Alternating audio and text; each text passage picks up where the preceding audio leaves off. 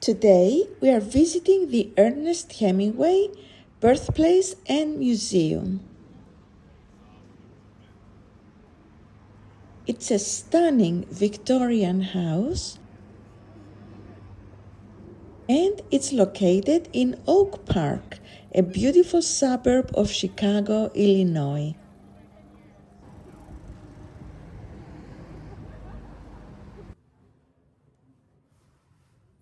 Ernest Hemingway was born in this house and lived here with his family for the first 6 years of his life.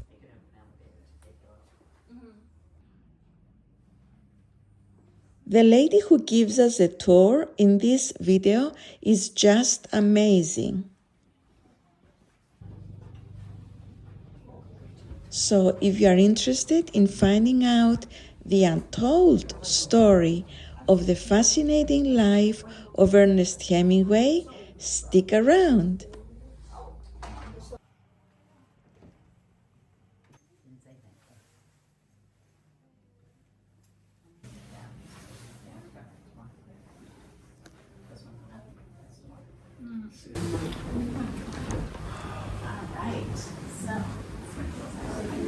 Okay, fabulous.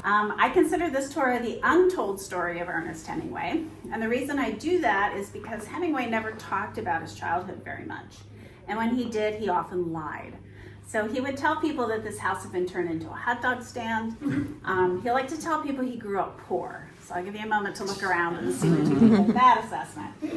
So because he told these myths about what his childhood was really like, we don't really ever learn about this really remarkable family that he had around him as he was growing up. They impacted his writing in a really significant way, but you wouldn't know because he never talked about them.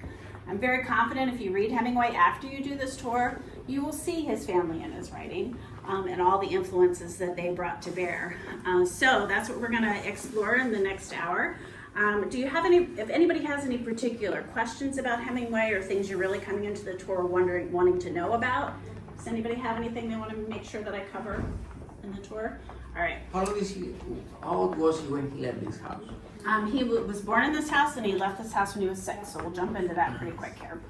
All right, so Hemingway is born in his grandfather's house. So I have a couple pictures of his grandfather. There's one on the mantelpiece here. This is a picture of Ernest Hall. I have another one on my computer. Welcome, come on in. So here's another picture of Hemingway's grandfather. I like this picture because you can see his mutton chops. So he's really from England, comes to the United States as a teenager, opens up a business in Chicago where he's selling cutlery that he's importing from Sheffield, England. Business is good. This is the house that he's able to build in 1890. Now, this is what the house looked like in 1890. It's what the house looks like today. However, when Hemingway left Oak Park, there was a rumor that he said that Oak Park had wide lawns and narrow minds. So he did not endear himself to the people of Oak Park, and in return, they did nothing to preserve his house. And so it wasn't until 1992 that the house was purchased by a newly formed Ernest Hemingway Foundation of Oak Park. But by the time the foundation purchased it, this is what it looked like. So you can see they had closed in the front porch, they covered it in siding. It was a 2-flat, so there was a kitchen upstairs. We had a lot of work to do to bring it back to what it looked like in 1890. Now we were very, very fortunate that Hemingway's father was a photographer before that was a common hobby. So I want you all to take a minute and go by the music stand that's by the fireplace there. That is a picture that Hemingway's father took of this room when they lived here. So in a situation like ours where they hadn't worked to preserve the house, how incredible to be handed a photograph and say, this is exactly what it looked like when we lived here. And you'll notice some odd details in that picture that we've reproduced in the room. There's a picture in the angle around the corner of the fireplace there. In a million years, it would never occur to me to hang a picture like that. I wouldn't know how to hang a picture like that. But there it is. Clearly, that's what they did. When we got the house, this part of the mantelpiece was still here, but this part was gone. And so we were able to hand that photograph to a carpenter. He rebuilt the top part of the mantelpiece. We could even decorate it exactly like it's decorated in the photograph. Now, one thing we can't see in those black and white pictures is color. And Hemingway's older sister, Marceline, gave us written description. She told us, for example, that this carpet was red with pink roses. So between written descriptions and photographs of many of the rooms in the house, we have a pretty good idea of what most of the house looked like. Now you'll notice if you look at that picture and look around the room, it's almost an exact copy of that photograph. And how we did that was we have some original items, and then some things we literally went around to antique stores to match from the photograph. There were not many furnishings that survived from this house, so there weren't very many original things to get. Anything with a ribbon might be original, so that chair over there with the green ribbon is an original, and that chair is photographed in the photograph right there by the fireplace. It was Grace's chair. She loved to rock her babies in there, Hemingway's mother, and she loved to sit in it when she taught voice lessons. So that chair is original. The bottom part of the mantelpiece is original. These rose friezes up around here are original. This chair is original, and it might not surprise you that when we went to look for Hemingway original items, we got all the taxidermy we wanted. You will see plenty of taxidermy as we go around the house, and most of it is original. All right, so if you looked around Oak Park when Hemingway lived here, these are the kinds of scenes you would have seen: dirt roads, trolley tracks. You came up a wooden sidewalk. That's what all the sidewalks were like in Oak Park when Hemingway was born in 1899. And it was still horse and carriage at that time.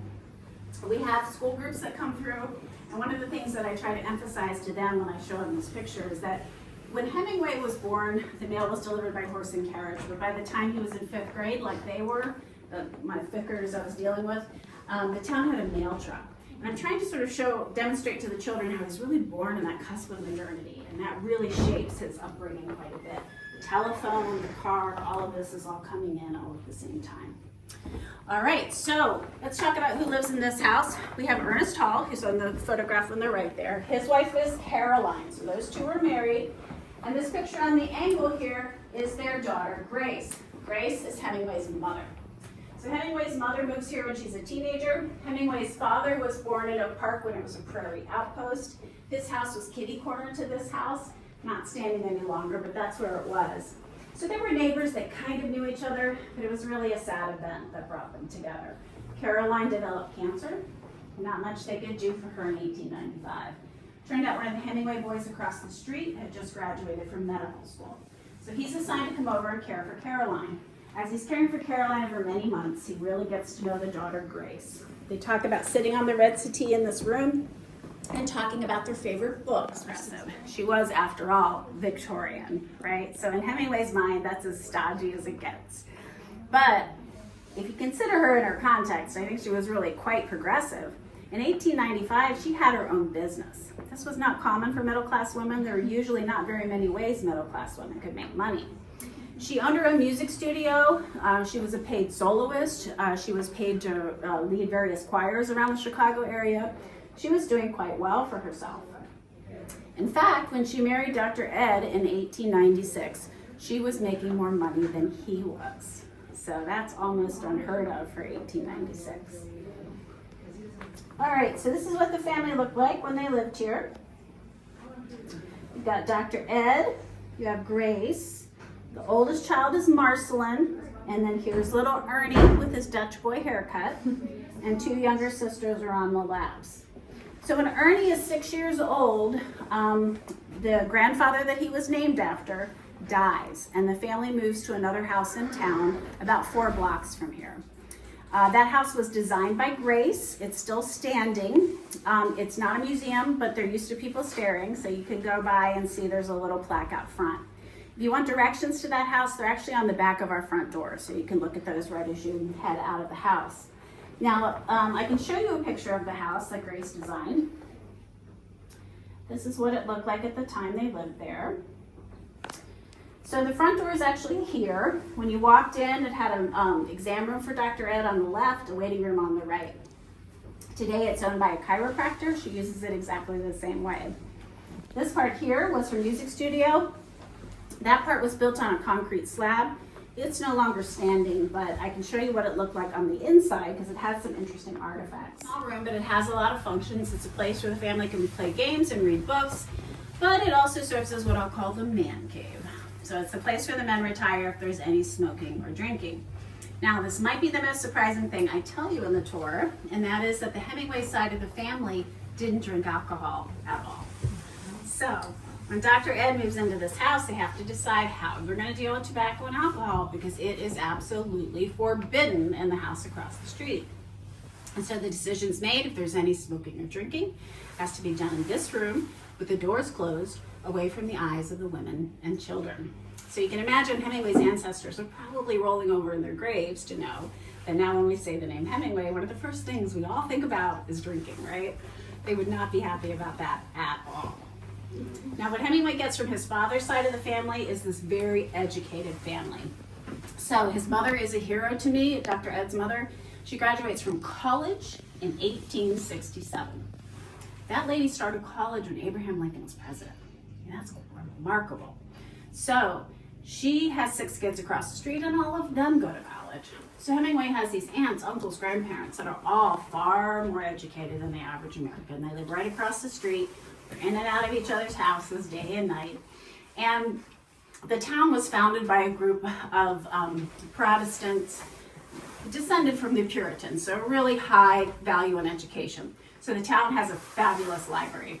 So if you look at the upper left there's a picture of the library. That's the Scoville Institute.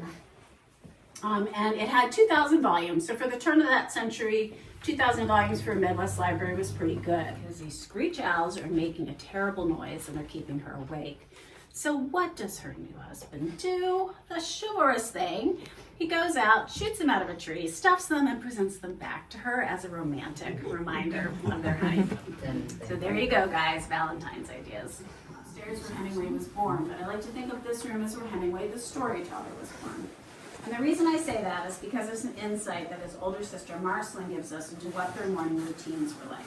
So in the morning, Mom would be teaching voice lessons. So you can imagine these pocket doors are closed and somebody's singing scales next door. Dad's a doctor, he's out doing house calls. Grandpa's the one with the kids in the morning. Now, fortunately for the children, Grandpa was a fabulous storyteller. This makes me nostalgic for a time when storytelling was a regular part of family entertainment. Remember, this is before radio, it's before television. So if you had a good family storyteller in your family, that was gold.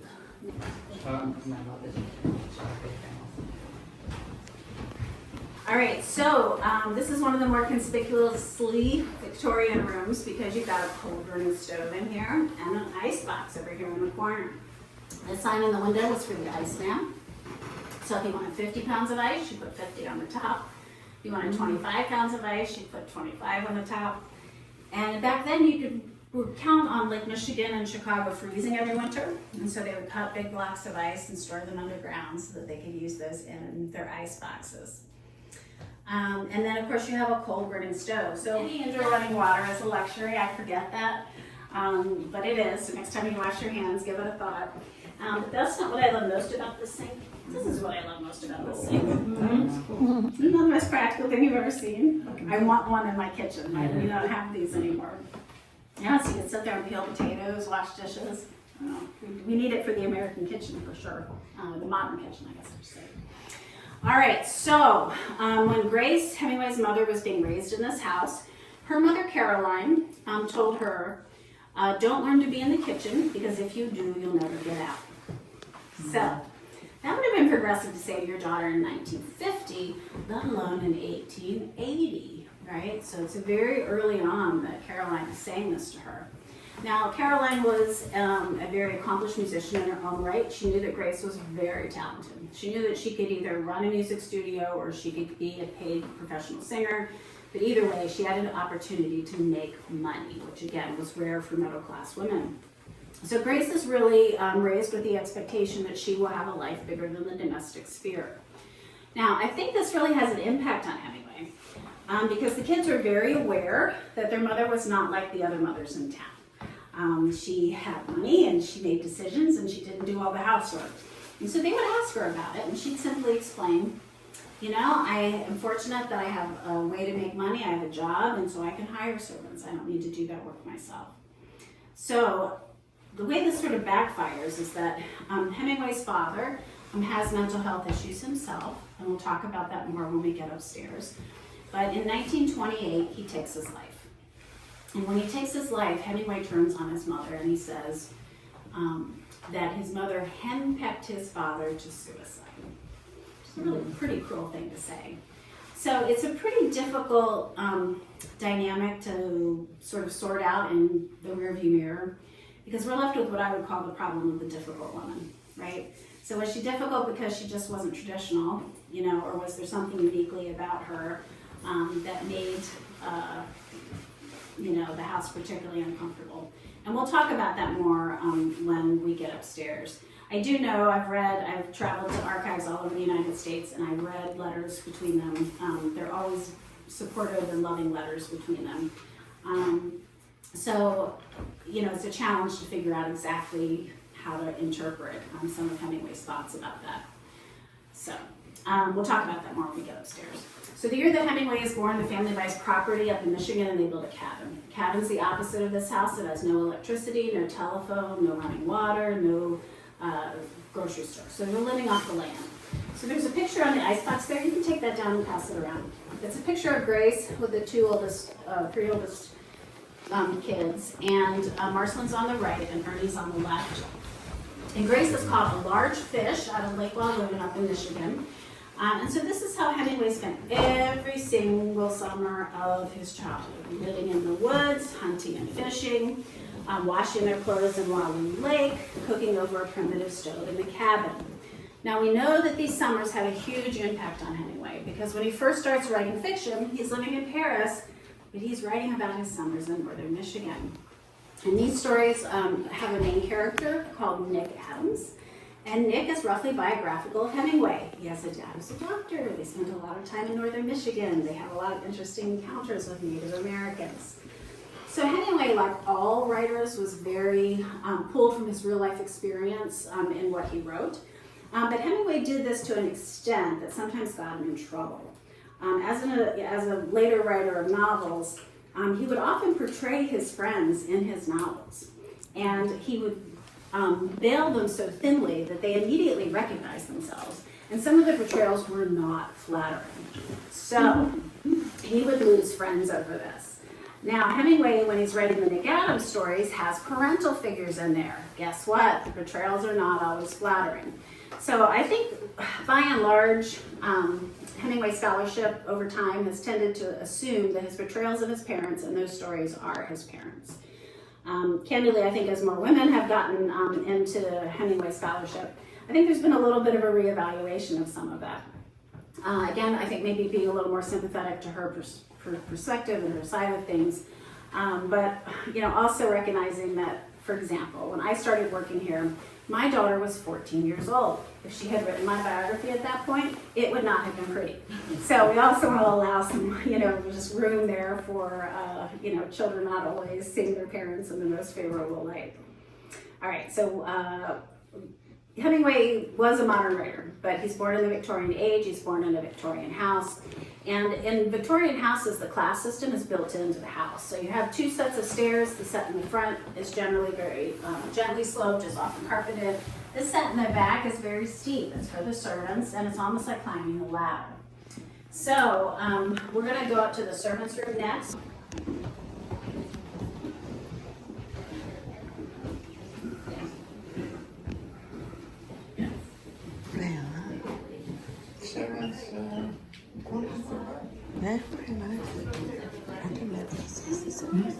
Is this the same as well? You know, I just have to take a breath before I try to talk. All right, so this was the servants' room. We're talking about class differences. So one of the things you notice right away, the servants don't get any carpeting. They have the bare floorboards. These are the original floorboards. At the base of the bed, that looks like a heating vent, but it's not. It's actually just a hole to the kitchen. And that tells us something about how their heating worked. So the way they would do it often at this time period is there could be a coal-burning furnace in the basement, but the ductwork was only to the first floor. After that, the heat just had to rise. So they would have these rooms where they would just basically have a hole to the downstairs to allow the heat to rise. But think about the dynamics of that. You could hear everything in the room below you. And of course, why did the servants get the room over the kitchen? Well, imagine this summer when you're running the stove down there, the heat's gonna rise. You wouldn't want to be in this room, most likely, right? Most of the servants were immigrants from Ireland and Germany. They would come and work usually for 2 to 3 years. Then they often figured out that they could make better money in the factories. And so the help turned over fairly often. They usually had one servant that lived here in the house and then one that they would hire from the community. Plus, Grace would often let her voice students work off money by helping her out around the house. This is a list that Grace wrote in her beautiful Victorian handwriting, and it's a list of everything the family owned in the upstairs of the house in 1902. Now, the list was probably kept for insurance purposes, but for whatever reason the list was kept. How lucky were we, right? The lady handed us a list of everything in our house. So it doesn't get much better than that. And you'll notice over here in the bottom, we've got 85 bound books, 175 bound books, 150 books. You get an idea of how many books the family had here in the house. All right, we're going to head into one of the main bedrooms next. All right, so this was the room for the lady of the house. The lady of the house and the man of the house had separate bedrooms back then. This is when we told kids that babies came from the stork, right? So originally this was Caroline's room. Next door was Ernest Hall's room, and there's a secret passageway between the two rooms. Now, after Caroline dies, Grace and Dr. Ed get married. Grace takes this room, but Ed is not going to kick his new father-in-law out of the master bedroom. He gets a room across the hall. There was no secret passageway between their rooms, but clearly not a problem. They had 4 children while they were here. So because this is Grace's room, this is where Hemingway was born. So 4 children are born in this room. Dad's a doctor. He helps deliver all 4 children. Marceline is born first. 18 months later, Grace is in labor, and Dad is really hoping for a hunting and fishing buddy. So the family story is when he realizes he's had a boy, he's over the moon. He goes running downstairs, grabs the trumpet off the fireplace, goes out in the front porch, and blows the trumpet. So if you want to know my theory as to why Hemingway had an ego, it might have something to do with being heralded in by a trumpet at his birth, right? He's right up there with Jesus Christ. So he's born on July 21st, 1899. 100 years later, in 1999, on July 21st, we opened our museum. So we're able to have his 3 sons who are still alive come and see the house as it looked when their father was born here. So that was really a great experience. Now, as we began to meet people who knew Hemingway, we weren't really prepared for some of their initial reactions. We heard the story of Martha Gellhorn. Martha was Hemingway's 3rd wife. You're welcome to sit there or here if you would like. For Hemingway's 3rd wife. They had already divorced, but she happened to be coming through town, and she just wanted to see the house where her ex had grown up in. So the story is she pulls out in front of the house, gets out, looks around for a little while, and then finally says, "That bum told me he grew up poor." He told his wife he grew up poor. I mean, how crazy is that? And that's what we began to see with a lot of people that came to the house. They had no idea that this was the kind of house that he grew up in. So what is this story about? Why does he feel the need to tell people that he grew up poor? It's possible that he was embarrassed by his privilege. I think that's definitely possible. But I think more likely, he knows the quintessential American story is rags to riches, right? So he wants to embody the quintessential self-made man, right? So if he wants to come up with anecdotes to talk about how poor he was as a child, he would bring up stories from when he was at the cabin in the summer, right? Where he's hauling water, chopping wood, washing his clothes in the lake. Of course, the irony of that is that is his vacation home, right? And he's trying to pass that off as his normative experience. All right, so over there on the wall is a picture of Hemingway as a toddler, and his birth certificate's right next to it. Cute little guy. So at this point, this was very normal baby clothes. Baby clothes really weren't boy baby clothes and girl baby clothes. They were white so they could be bleached, and they were cut off at the bottom so they could change diapers. Pretty basic. And at this point, boys could wear an outfit like that until they were potty trained, so it could be till about 3. Now, Grace is British, and so the Brits would sometimes leave them in dresses longer, and Grace often did, and some of the people in town really raised eyebrows at this. And so one of the things that we find quite puzzling is that throughout Hemingway's adult life, he often referred to his mother openly while she was still alive as that bitch. I think that's shocking today. So I can't imagine in 1940 having somebody talk about their mother that way when she was still alive. So when Hemingway dies in 61, Grace died in 51. The early biographers are pretty hard on Grace, and they really do take the position that she was responsible for his mental illness. And they say she emasculated him because she let him be in dresses too long. One of the examples that they use as sort of their proof is some pictures that are in his baby book. So over there on the little thing, you can take that and pass it around. There's a picture of Hemingway and his older sister pushing their little sister around, definitely in dress up. He's got tights and shoes. He's the one holding his crotch, if you want to know which one he is. And That's him. that's him, yeah. I thought he was in the carriage. No, it's not. Okay. Yeah. Enough said. But he's about 2.5 there, and I remember they could wear an outfit like that until they were 3 or so. However, I do think that's dress up. I mean, he has a bonnet on and tights and shoes and the whole 9 yards. So this was really presented as the explanation for his mental illness, and it was essentially that his mom had emasculated him. I'm going to challenge that notion a little bit. He never really talked about this. There's one mention in a letter where he sort of rolls his eyes about now that he was famous, how he didn't want people to see his baby books because he didn't want them to see that. But I don't really think that this is the root issue between he and his mother. I gotta get a picture of that. I think it's something that happens far later and something that's far more significant. So when Hemingway goes over to World War I, he is assigned to take candy and cigarettes to the troops. Now the way he's supposed to do this is he's supposed to be at an outpost behind the trenches. He is not supposed to be in the trenches. But Hemingway, he's 18, he's Hemingway, so what does he do? He gets on a bike and rides his candy and cigarettes up into the trenches. A bomb goes off in the trenches. He gets so much shrapnel in his legs that he's in the hospital for 7 months in Italy. Now, when he returns from Italy back to Oak Park, he has all the signs of PTSD, but we have to remember his contemporaries didn't know anything about PTSD at the time. So he's greeted as a hero, he gives talks all around town, everything is great for a while. He wears his uniform a lot that he has sort of self put together that also has I think they call it a brown belt. There's like one that goes this way with a thing, yeah. So that wasn't assigned to him. He bought that extra, and he bought a cape, and he would wear that around town. So he's a little bit of a show off, as you can tell. But after 1.5 years, he still doesn't have a full-time job. He's just being surly and difficult to live with. He's smuggling alcohol into the house. It's really making his dad mad. And he's just being difficult. So they go up to the cabin in the summer. Grace would cook him food, and he would call it slop.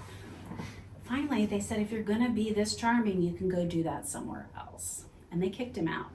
Now, he did not take this well. He really saw this as a betrayal of his parents, not supporting his writing. He moves to Chicago, meets his first wife, and moves to Paris.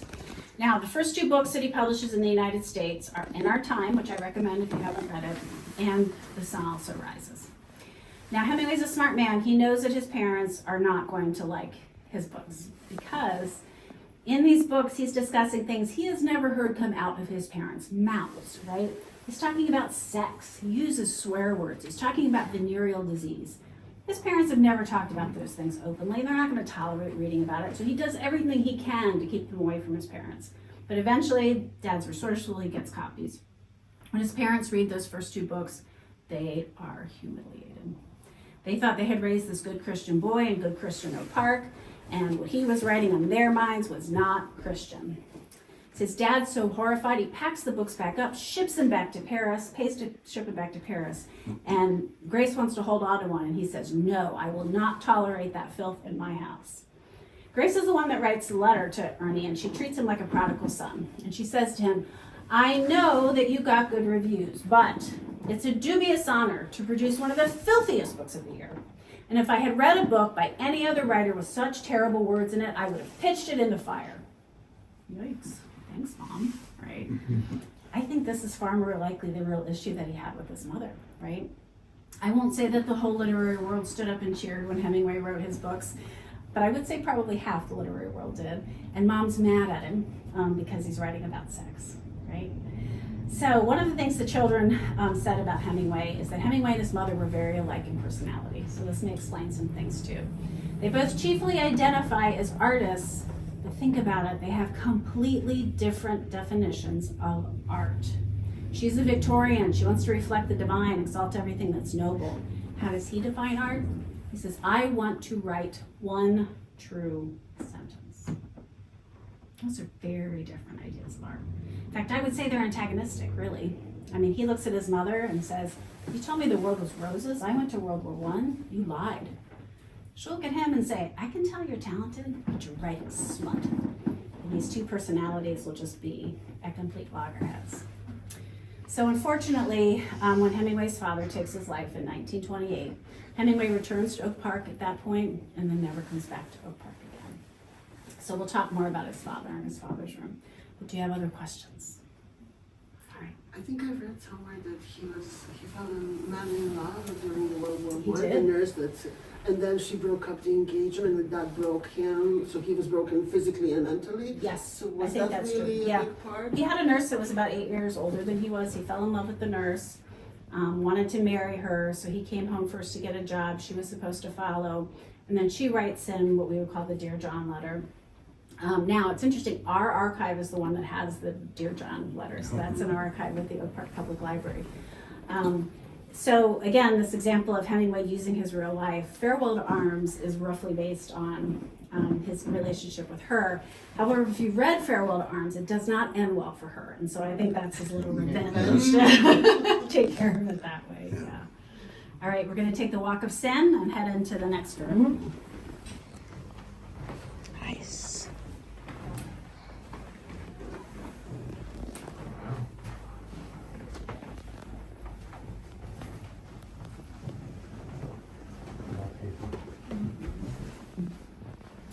All right, so this was the master bedroom for the master of the house. It has the beautiful turret that Victorian houses are known for. Certainly prized because and you can't sit over there on that couch, by the way, if you'd like to.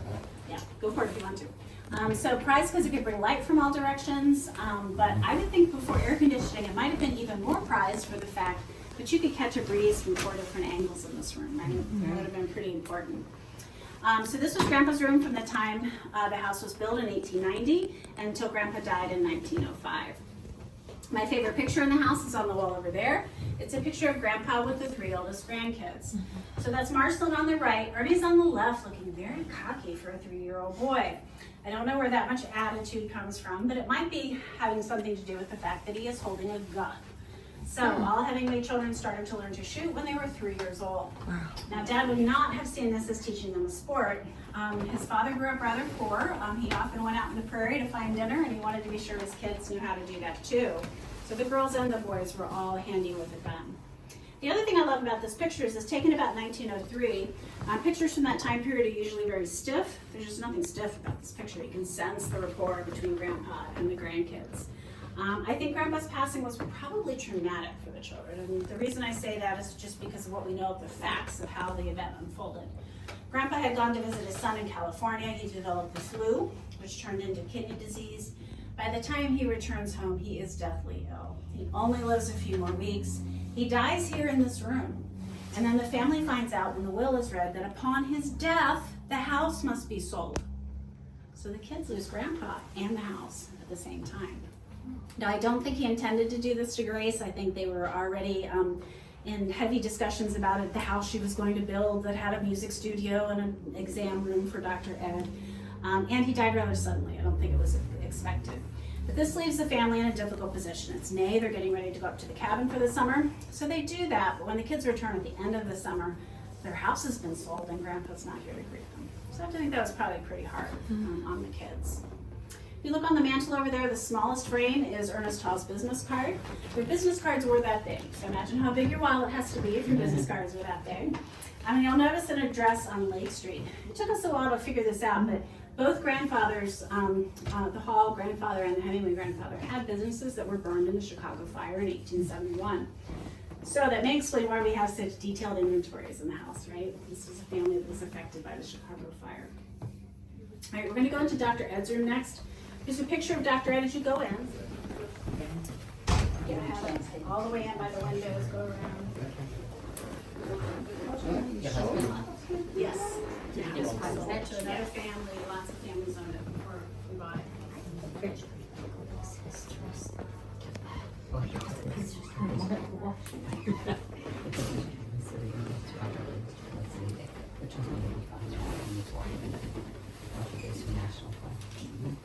All right, father's room.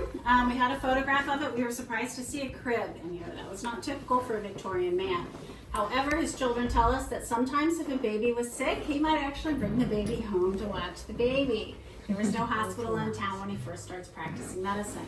So can you imagine the doctor saying, don't worry, I'm just going to bring your baby home with me tonight. I'll be very careful. You want to go ahead?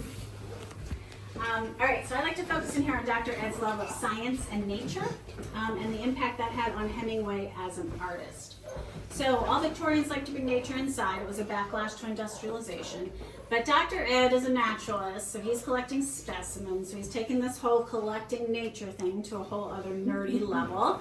If it fits through the door frame, the man's going to bring it into the house. And so you can see up there are wasp nests, dried fish. Underneath the cabinet are a couple turtle shells. There's starfish over here, more taxidermy than you'd want to see in a lifetime, jars of formaldehyde with medical specimens, and back then, a medical doctor was permitted to own an actual human skeleton. So imagine my luck, I get to tell you that Ernest Hemingway literally had a skeleton in the closet, and the kids called it Susie Bonaparte's. It was like a teaching tool. So he would start nature clubs for the kids in the neighborhood. They would go to the river or the woods. They would bring a notebook. And their job was to follow one animal around for an hour. So let's say they might follow a cricket, a frog, or a fish for an entire hour. And they're writing down everything they see and observe about that animal. But that's clearly a good science activity. But if you think about it, it's not a bad writing activity too, right? Hours upon hours of observing and describing. Observing and describing. Now, a lot of literary scholars think that Hemingway's best work is actually his short stories. And he has a very interesting technique he uses in his short stories. He often drops you into a very complicated, confusing situation and intentionally does not tell you what's going on. What he does is he begins to pull out details. And as he's pulling out those details, he leaves it to the reader to infer what he thinks is happening. He or she thinks is happening. So I think this is one of the things that continues to make Hemingway a popular writer. There are many readers who have different interpretations of some of his really key short stories. And so, boy, the conversations get lively at a Hemingway conference about what the meaning of this or that story was, right? Because everybody puts different weight on different details. Now, when I read Hemingway, I think some of his most luminescent passages are his descriptions of nature. When he realized he spent every summer of his childhood living in the woods, hours upon hours, writing in his father's nature journal, I think you get a sense of the gift that his father gave him. Now, there is evidence of mental illness with Dr. Ed. Unfortunately, we're limited by the language of the day. Grace would often say to him, "You need to rest your nerves, dear." I find that kind of vague. I don't know what to do with that. But Marceline had some more concrete examples. And she tells us that sometimes their dad would be playing with the kids, having a great time, laughing, and then all of a sudden he might remember a chore that one of the kids hadn't done and begin to beat that child. So what are we dealing with there? Are we dealing with bipolar, some kind of manic condition? Hard to say, but there is definitely something going on there. Definitely indications of at least 3 bouts of depression during Hemingway's childhood. So definitely he struggled. So unfortunately, at the age of 57, he takes his own life in the house that's 4 blocks from here with his father's Civil War revolver. All right, any questions? Was it that his sister, Hemingway's sister also? Yeah, he had a brother that took his life and a sister. The sister, I should say this, all 4 suicides in the family, each person was very, very ill. And so it has a little bit of a different quality than we sometimes cast it as they're just so deep in depression that they can't stand it. All 4 of them were basically Who are those 4? Can you? It's Hemingway's father, Hemingway, his sister Ursula had terminal cancer, and she overdosed. So some people consider that could be accidental, could be intentional, I'm not sure. And his brother Lester takes his own life too, but he's also terminally ill. So. All right, we're going to head into the nursery next. Photograph of it, and this was the wallpaper. Can you head on? Thank you. Yeah. So the wallpaper to me looks like Peter Rabbit. That's what I think the character is. But I also want you to notice the art that's on these 2 walls by the window that's framed. That artist is named Maud Humphrey Bogart. It's Humphrey Bogart's mother. She was a commercial artist. I think it's possible that she and Grace knew each other because they both studied at the Student Art League in New York at the same time, which I think is fascinating. So both Humphrey Bogart and Hemingway were born in 1899, and of course they will later work together on an adaptation of Hemingway's book, To Have or to Have Not. Well, what I find interesting about this art is that it reminds me of the way most Americans look at Norman Rockwell.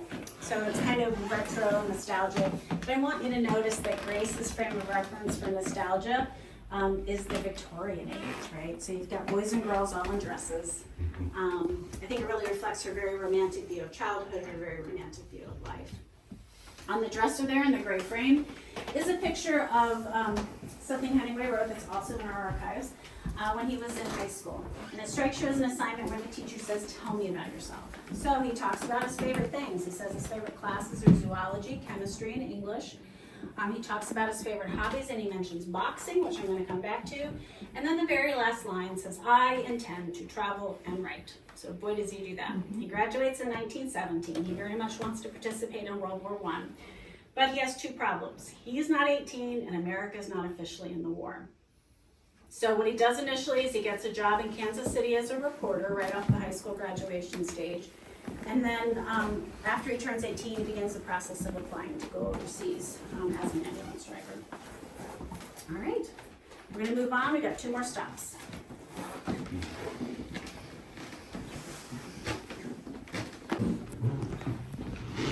To see the bathroom.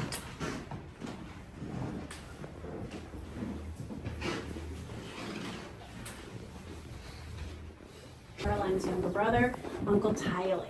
Now we talked about how the Hemingway side of the family didn't drink alcohol at all. If you want to know where the liquor comes from in the family, I introduce you to the very fun uncle. Uncle Tiley was quite the drinker, but he was also a very good storyteller. And he liked to tell the kids stories about traveling on the sea. When Tiley was a boy, his father legit owned a 4-masted ship, one of the most romantic things I could imagine Hemingway dreaming about. And Tiley got to travel on that ship. And so he would tell stories to Hemingway about real experiences when he was a boy, and he would make up stories also. Now, when we think about Hemingway, we associate him with the sea for obvious reasons. But we have to remember, he's from Chicago. There's no sea here. But he learns about the sea listening to Uncle Tiley, and he's inadvertently learning about his great-grandfather that was, in fact, a sea captain. All right, so you're standing in the house that Ernest Hemingway spent his most formative years. So, of course, we want everyone to think that everything that made him the master writer that he was all happened here. We can't really say that, but he does reflect a little bit on his influences in the 1950s when he's interviewed for the New Yorker magazine. And he says some things you might see differently now that you've done the tour. He says, I learned how to write landscapes from looking at paintings. So his exact quote was, I walked through the Luxembourg Museum 1,000 times with an empty gut, and I looked at the paintings of Mr. Paul Cézanne. And from looking at those paintings, I learned how to write a landscape.